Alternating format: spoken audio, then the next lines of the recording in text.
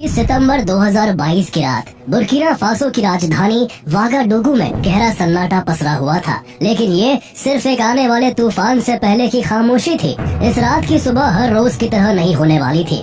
अगले दिन सूरज के उगने से पहले एक क्रांति का उदय होने वाला था और बदलाव के लिए तड़प रहे इस अफ्रीकी देश की किस्मत बदलने वाली थी। और जब अगली सुबह हुई तो गोलियों की आवाज, सैनिकों की तेज चाल और एक यंग और एनर्जेटिक सोल्जर की दमदार आवाज ने पूरी दुनिया का ध्यान अपनी तरफ खींच लिया। 34 साल के इस सैनिक ने एक रात में न सिर्फ अपने देश की करप्ट सरकार को उखाड़ फेंका, बल्कि वेस्टर्न देशों की भी नींद उड़ा दी। फ्रांस और अमेरिका जैसे ताकतवर देशों की आंखों में आंख डालकर बात करने वाला ये सैनिक आज अफ्रीका का सबसे चर्चित नेता है। उसके दुश्मन बढ़ रहे हैं, लेकिन उसकी आंखों में डर का नामो निशान नहीं।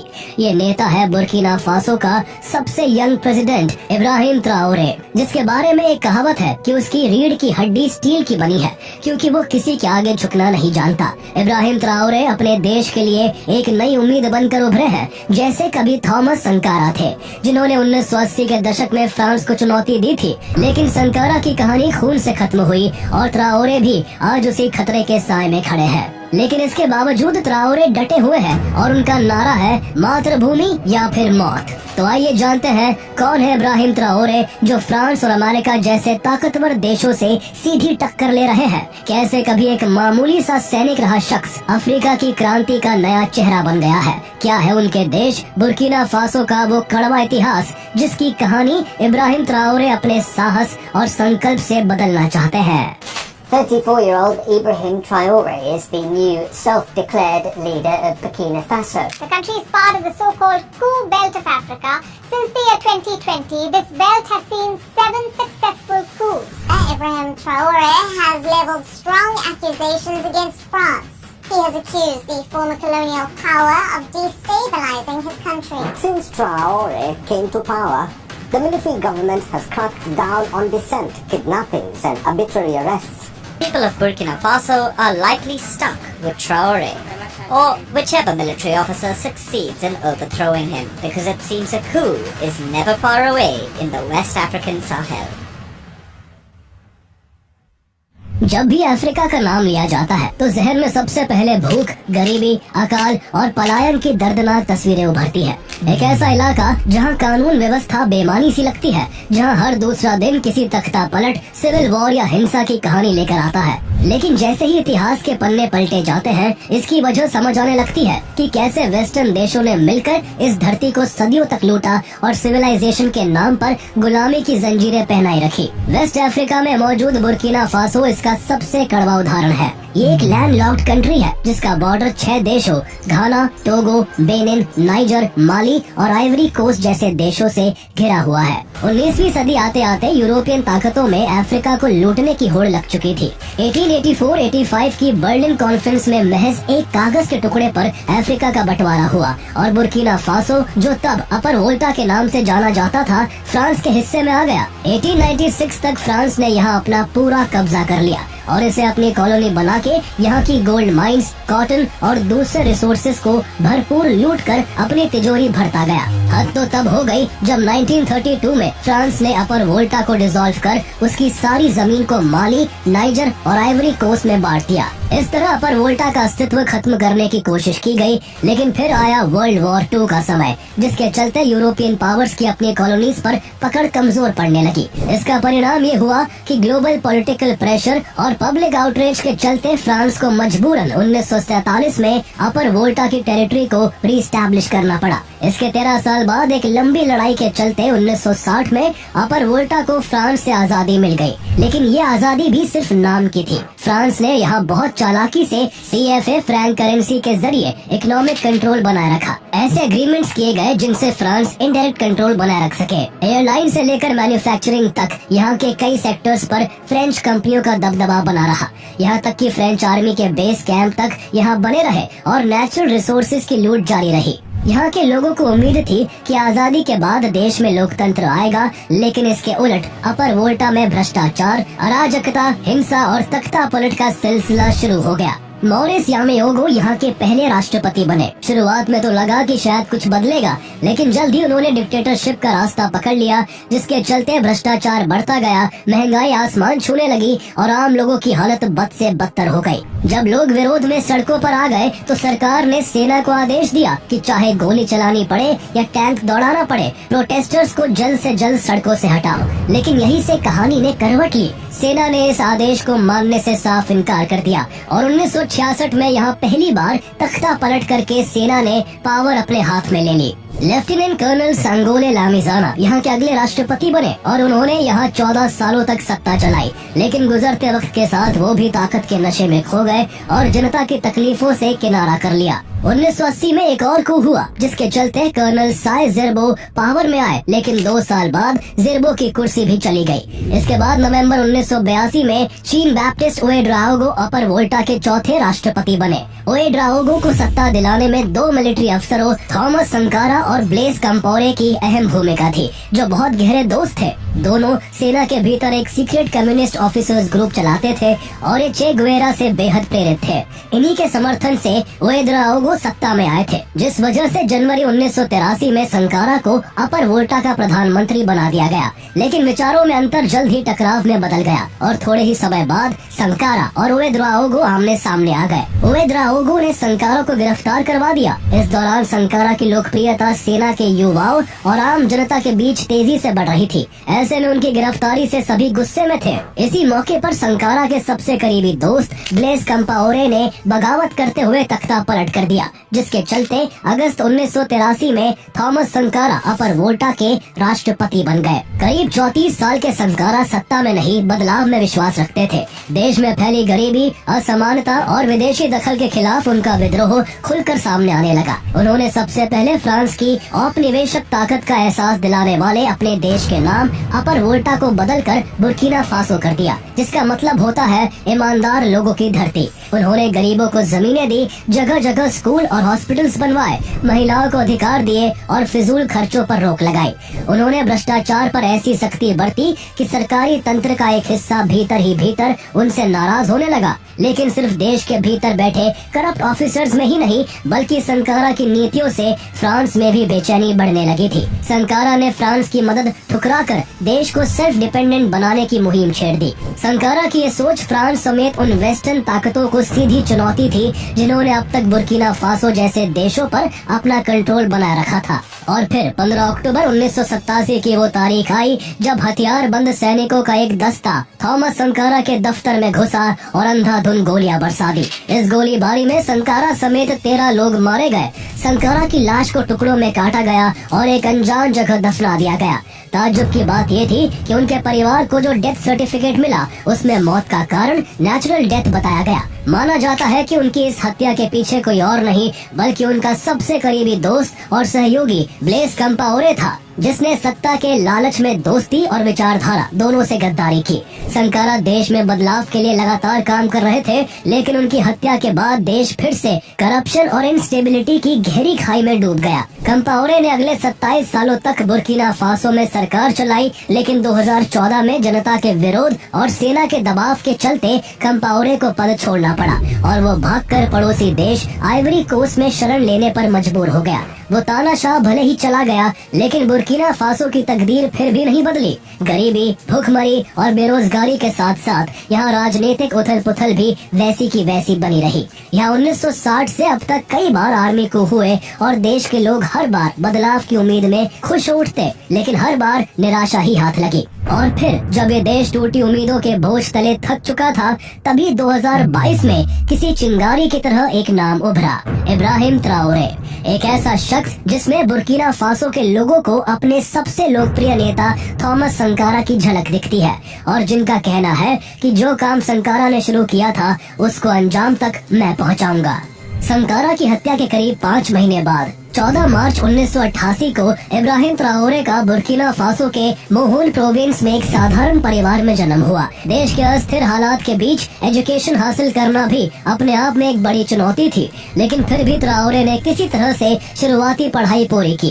इसके बाद उन्होंने साल 2009 में आर्मी ज्वाइन की। पहले उन्हें मोरक्को में ट्रेनिंग मिली और फिर उन्हें काया की आर्टिलरी रेजिमेंट में शामिल कर लिया गया।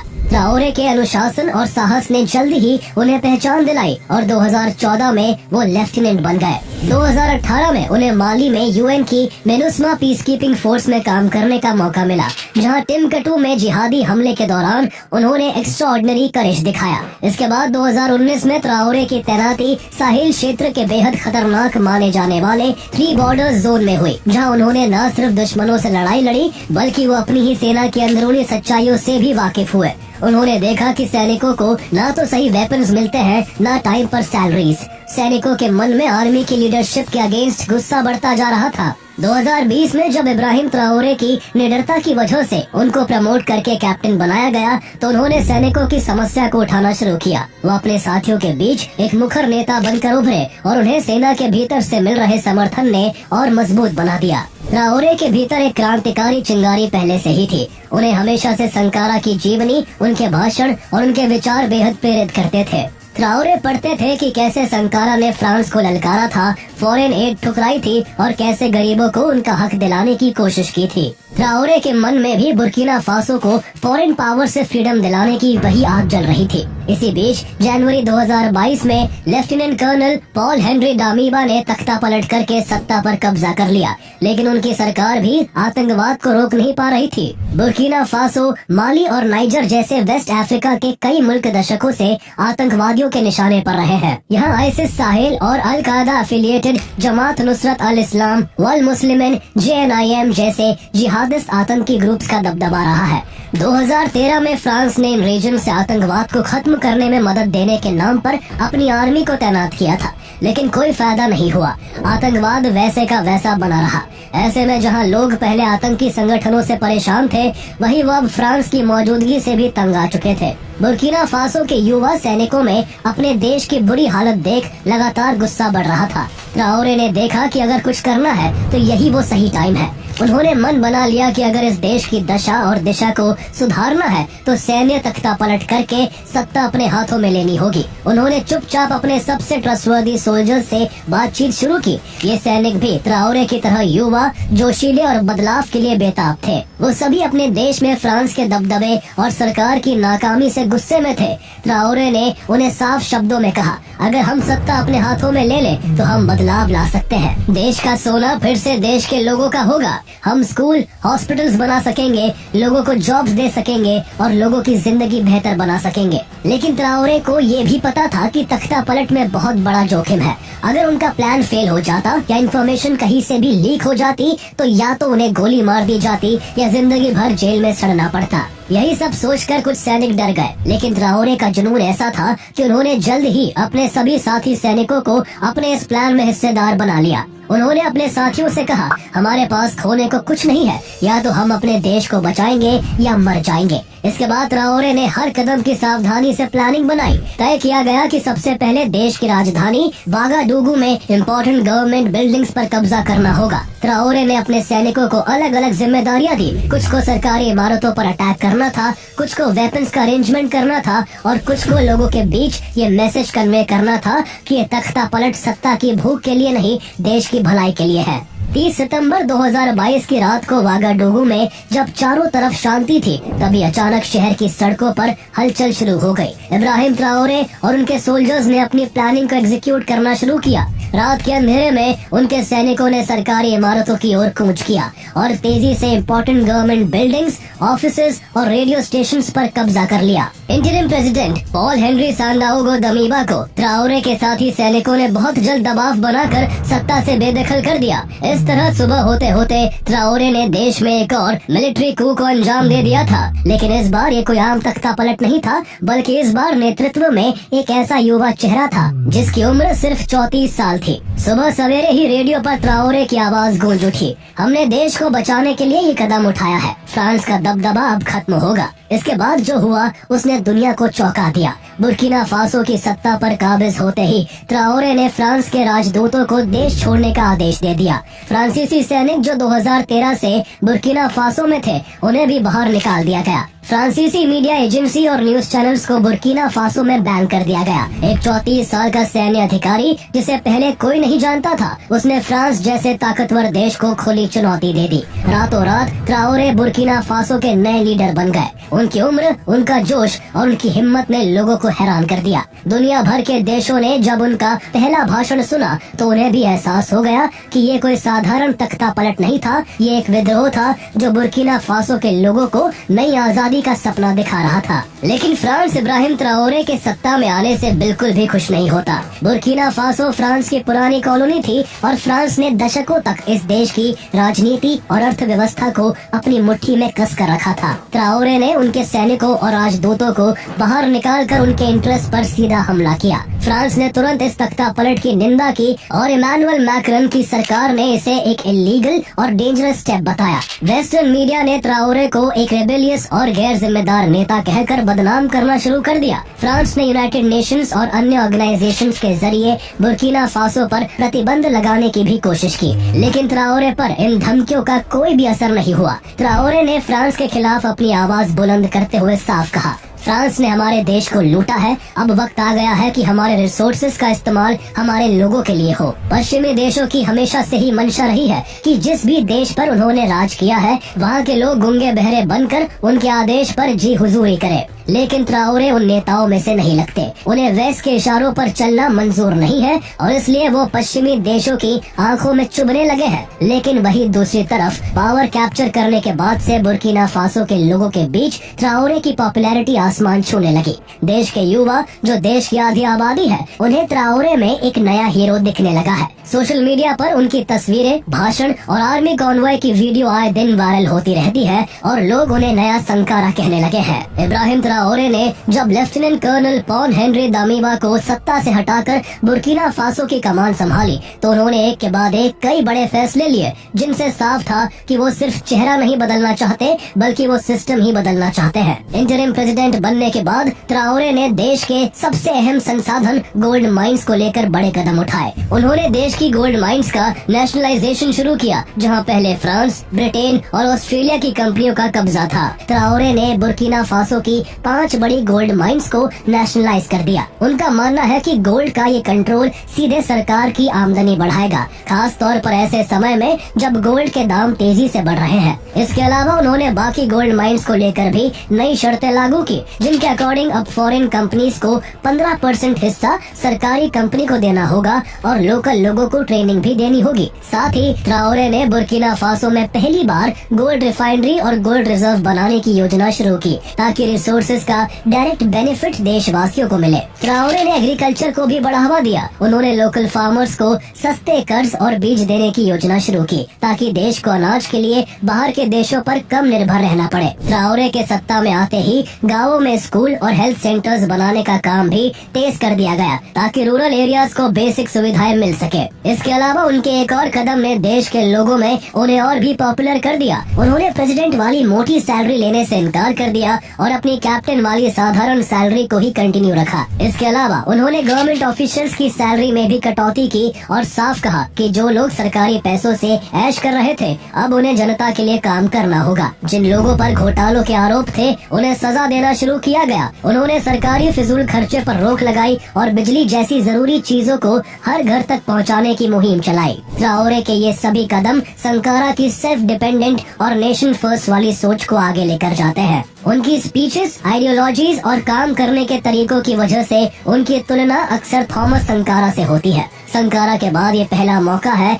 जब बुर्किना फासो का कोई नेता देश के रिसोर्सेज को देश के लोगों के लिए यूज करने की बात कर रहा है। ट्राओरे ने इसलिए एक बार कहा भी था कि जो काम संकारा ने शुरू किया था उसे मैं पूरा करूंगा। जहाँ एक तरफ ट्राओरे का देश की इकोनॉमी और सिस्टम को सुधारने पर ध्यान है तो वहीं दूसरी ओर उनका फोकस आतंकवाद से लड़ने पर भी है। अप्रैल 2023 में ट्राओरे ने जनरल मोबिलाइजेशन का ऐलान किया ताकि सेना को इस्लामिस्ट इंसर्जेंसी के खिलाफ पूरी ताकत से सपोर्ट मिल सके।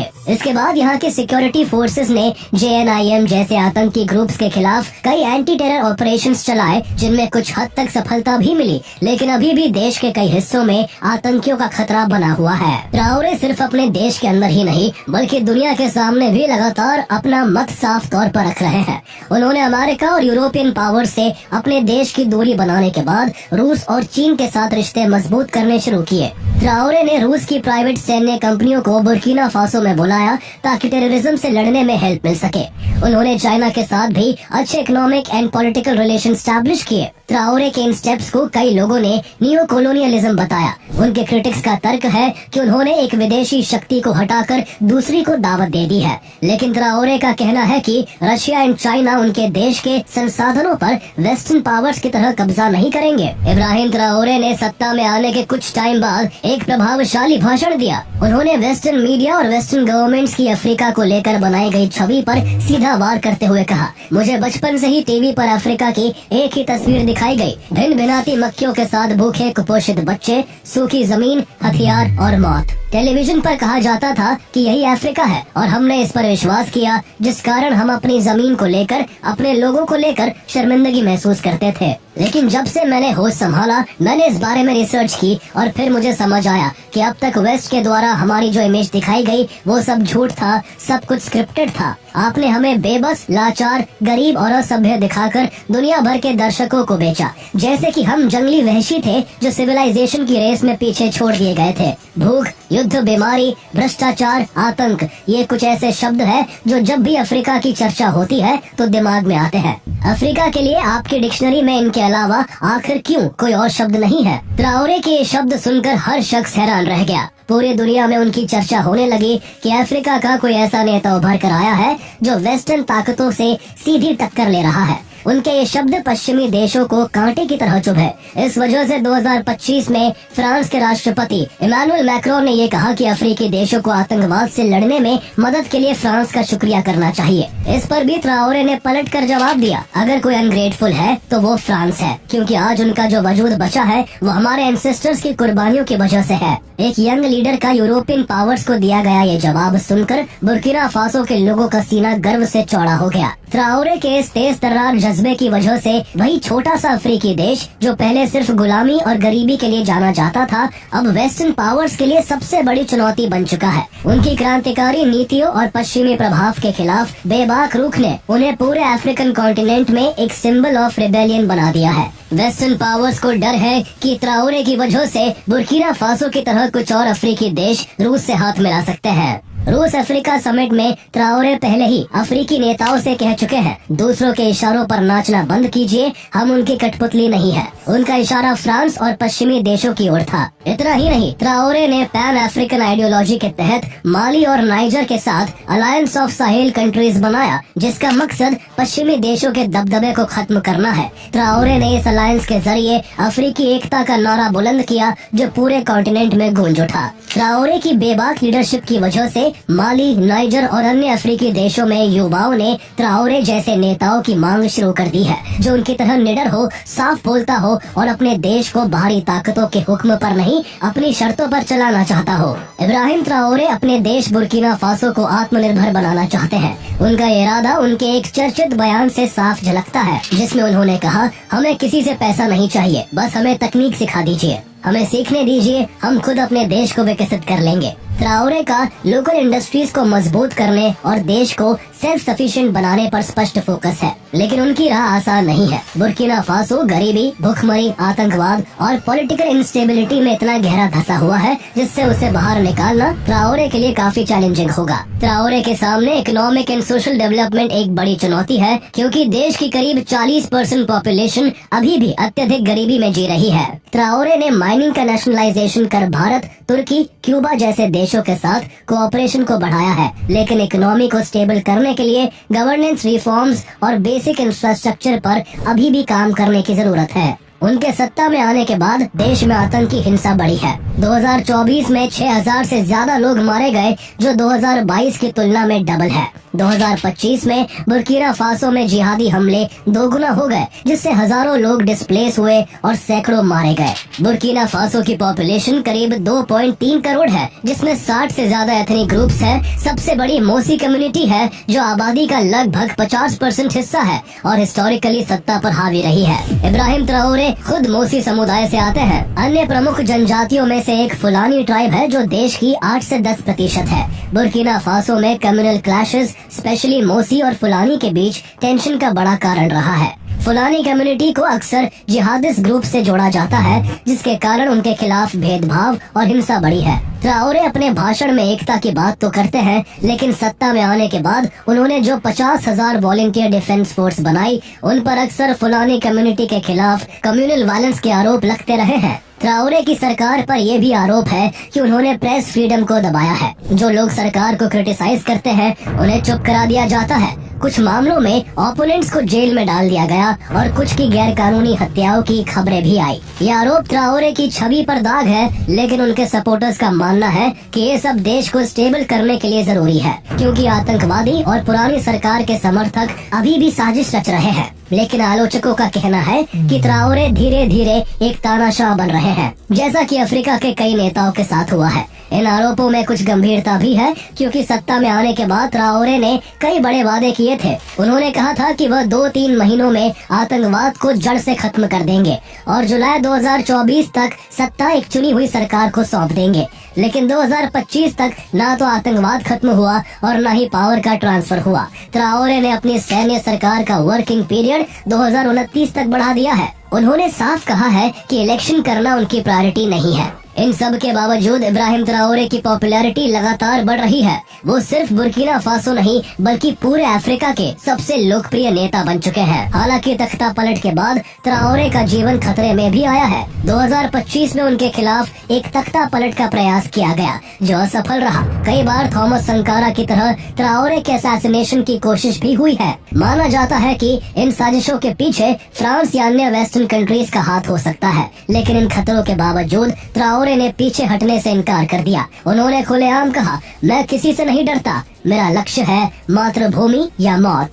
इब्राहिम ट्राओरे की कहानी बुर्किना फासो की हिस्ट्री में एक नया चैप्टर है। 37 साल की उम्र में वह न सिर्फ कंट्री के सबसे यंग लीडर है, बल्कि एक ऐसे शख्स है जिन्होंने न केवल फ्रांस जैसे ताकतवर देश को ललकारा, बल्कि उन्होंने अपने देशवासियों को एक ऐसे देश का सपना दिखाया है जो अपने रिसोर्सेज का मालिक हो, जो फॉरेन पावर्स की स्लेवरी से आजाद हो और जहां हर नागरिक को उनका हक मिले। लेकिन एक सच ये भी है कि वो जनता द्वारा चुने हुए नेता नहीं है, बल्कि एक मिलिट्री कू के जरिए सत्ता में आए हैं। और बुर्किना फासो का इतिहास बताता है कि तख्ता पलट करने वालों का अंत एक और तख्ता पलट से ही हुआ है। अफ्रीकी राजनीति में कई बार देखा गया है कि क्रांति का नारा लेकर आए नेता सत्ता मिलते ही तानाशाह बन जाते हैं। इब्राहिम ट्राओरे भी क्रांतिकारी और तानाशाह के बीच कहीं खड़े हैं। क्या वो संकारा का सपना पूरा करेंगे या इतिहास की गलतियों को दोहराएंगे, ये समय ही बताएगा। लेकिन उनकी कहानी ने एक बात साबित कर दी है कि एक युवा नेता अगर हिम्मत करे तो दुनिया को हिला सकता है।